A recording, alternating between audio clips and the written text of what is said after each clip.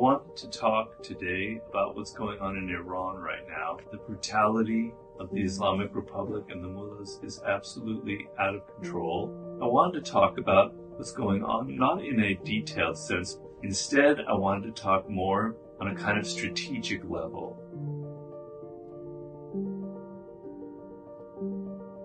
The first thing to understand is these kind of totalitarian, authoritarian regimes, they might appear very strong, and as they say, the crackdown has been very brutal, but they're incredibly fearful. They appear strong, but they're actually riddled with all kinds of weaknesses. And their weakness is the fear that they have. They have all of the money. They've monopolized the wealth of your country.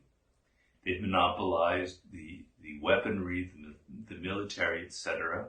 But you have the numbers. And if you gather together, if you concentrate those numbers, if you create a nationwide movement, that terrifies them. They live every day with the insecurity knowing that the numbers could completely destroy them and they have a lot to lose. So while you might appear to be the weaker side because you don't have the money and you don't have the weaponry on your side, you are in essence the stronger side if you realize this basic fact of strategy, that they are terrified of movements like yours. This is for every kind of totalitarian, authoritarian regime in the world. So that's the first thing to keep in mind. You are the stronger side in this struggle. So in my study of these things, there are two things that authoritarian dictatorships survive by, their main strategy. And I would summarize it with two words: separation and silence.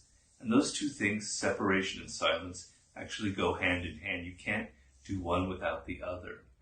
And what I mean by this is, since you have the stronger hand in this through the numbers of people, literally, quantity, their main strategy is to keep you continually separated. If you join together in any form, in any kind of public way, through demonstrations, through unions, whatever, that gives you power. So their whole game is to keep you continually separated. And I compare it to some kind of machine that is continually kind of grinding things down and separating them into smaller and smaller and smaller pieces. They want you to be spending most of your time at home, worrying about how to get by with money and concerned about your own private life, as opposed to thinking about the country as a whole. They want to separate you in various ways. They want to pit men versus women. They want to pit Persians versus Kurds. They want to pit upper classes versus middle classes. They want to pit whatever it is that they can, so that by dividing you, the old strategy of divide and conquer, that strength that you have in numbers is greatly diluted, and they can have the upper hand. So they're trying to continually crush and pressure you into spending most of your time outside the public realm. They may try to bribe you, like, well, spend your time. You can do your time shopping. You can go to malls. You can go to movies. But anything that involves the public, where it's not where people can express their dissatisfaction, that is forbidden. So they've slowly tried to erode, these kinds of regimes try to slowly erode any kind of public space, any kind of gathering spot for people in the square, any kind of political rally, and also unions. They're trying to get rid of any kind of unions. This goes hand in hand with the other strategy of silence. And the thing is, in these kinds of situations, in countries that are suffering under these kinds of regimes, most people, the majority of people, are quite miserable. You have no power. You live in terror. You live in fear. But you don't get to express that. You're not mingling with other people. There's no outlet for it, except maybe on social media, which they greatly control, and there's lots of censorship. They control the media, the mainstream media, as it were. So they envelop you in this kind of silence, where everybody is unhappy, or most people in Iran or in these countries, 90%, 95% are deeply unhappy about it, but there's no way to understand that everybody else feels the same way. I like to call that a public secret. It's shared by everybody in the public, but it's a secret that nobody gets to talk about or express. So they're trying to continually silence you by controlling the internet, by controlling social media, by getting rid of all kinds of spaces where you could congregate and express and understand that most people in the country feel the same way. The main response on your side is to overcome this separation, to show that this idea that you are separated is an illusion, that this idea that you're not unhappy, that you're not miserable is an illusion. You want to break this kind of spell that they have created over you where you're all separated, you're all living in your private homes, you're all living in your little neighborhoods and nobody's communicating with one another. So you want like a nationwide movement. You want to open the doors so that everybody is seen together, visibly seen together. The more numbers, the better. And you want to try and resist this kind of dynamic that they're foisting upon you of continual separation. So what is happening in these movements, and we've seen it in Sri Lanka, we've seen it in Russia, we've seen it in other parts of the world, in the Arab Spring movement, where there is this beginning of this swelling movement among the populace that's growing, is that they're going to continually try to pit one side against another. They want to kind of fracture your movement. They want to make it seem that you are actually going to create more problems, that businesses are going to fail, that you're going to make life worse for people in this country.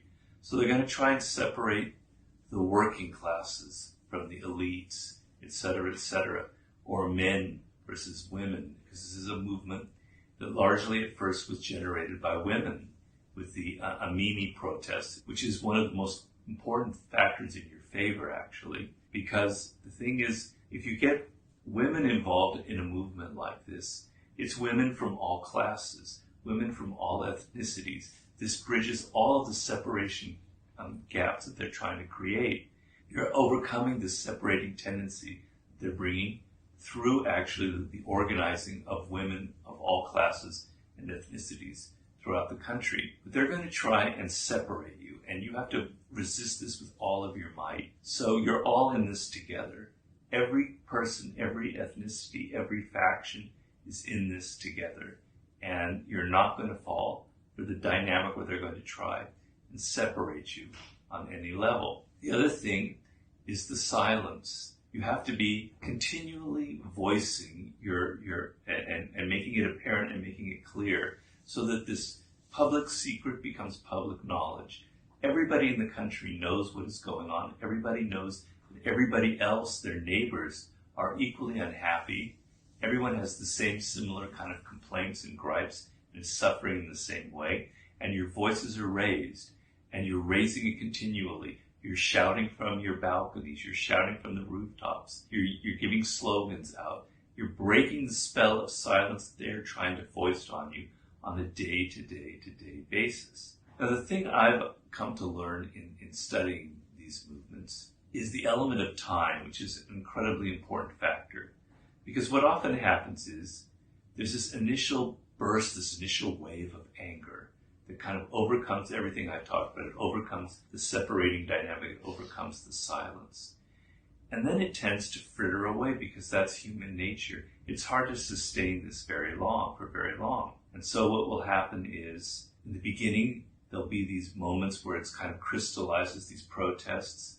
And then there'll be these gaps of like a couple of weeks where nothing will happen. And then it kind of grows longer and longer and longer. And the whole thing kind of peters out.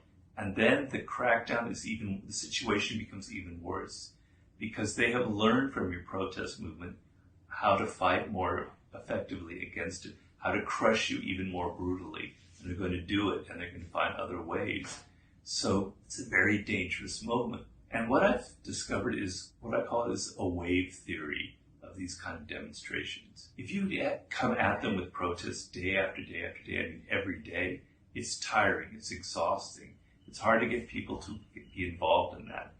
It's taking a lot of energy and time and commitment on people's part. And also, if you're coming day to day to day, the crackdown will be even stronger. You'll bring out the worst, because once again, remember, they live in their terror of you. And so they're going to overreact. And that overreaction can be very, very violent. But if you let too much time go by, if like a week goes by or 2 weeks go by, the energy starts to flag. And what I've noticed is these kind of waves. If every few days or every week you hit them with a new wave, you're out on the streets with a new, in different cities, in different parts, or for a different reason, or for different groups, but it's continual.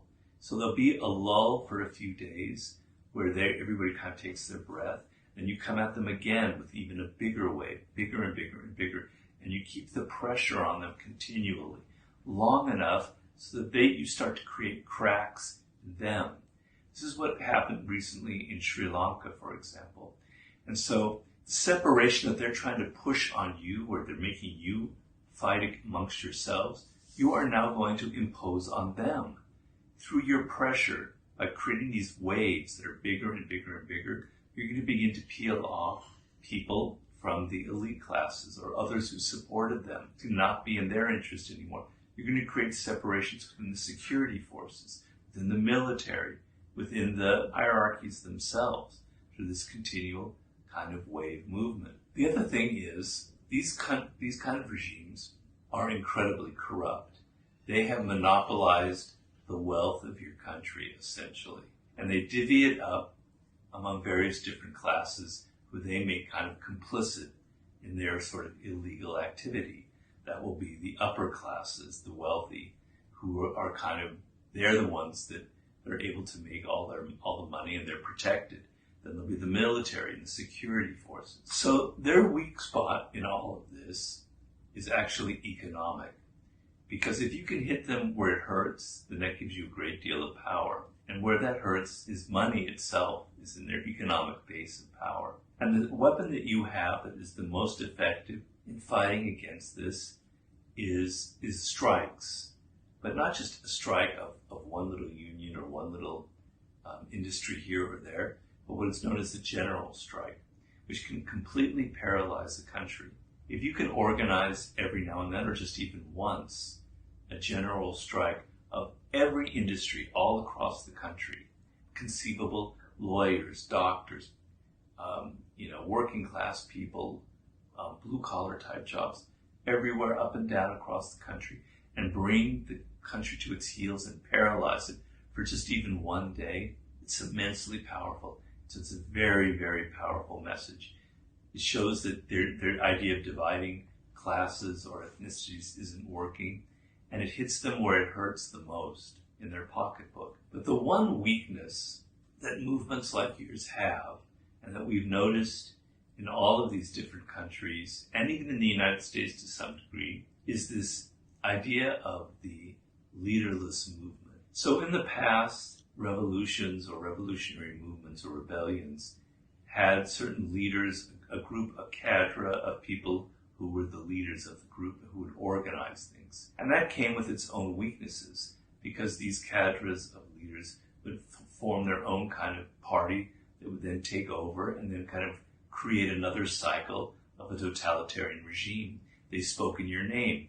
And the strength that you have is you're speaking in your own name. You're not being represented by some leadership group. But what that means is if it's completely amorphous, if it's completely dependent on social media to fuel what you're doing, then when things inevitably kind of peter out, when there are lulls, when a week goes by or 2 weeks go by, there's nothing there to kind of hold on and say, this is the next step that we can do. This is the vision that we can create in another demonstration in a week.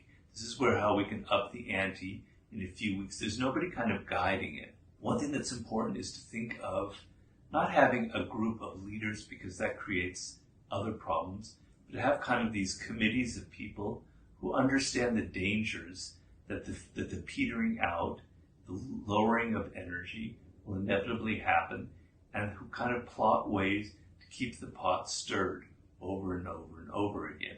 Okay? So strategy in this moment, in this kind of moment, is your best defense. Just kind of trying to operate strictly on anger and strictly by bitterness and all the kind of emotions that are stirred up by this brutal regime, it's not enough. It's very powerful. It can lead to something very exciting for the moment, but it can wear off, and in those moments where it wears off, it's extremely dangerous. So strategizing, understanding that you want to keep the pressure on continually, right? You want to keep coming back at them week after week after week after week with something new, upping the ante. increasing the numbers of people who are on your side day by day. That is your strength, and that is how you're going to make them make mistakes and eventually, hopefully, completely change the nature of your country. Because, to be honest with you, to create a true democracy in Iran, a true republic, one that reflects your own incredibly rich history, would be one of the most beautiful events of the 21st century if it could happen. And you can't let this moment pass, and you can't let it die down, because, as I said, it is extremely dangerous.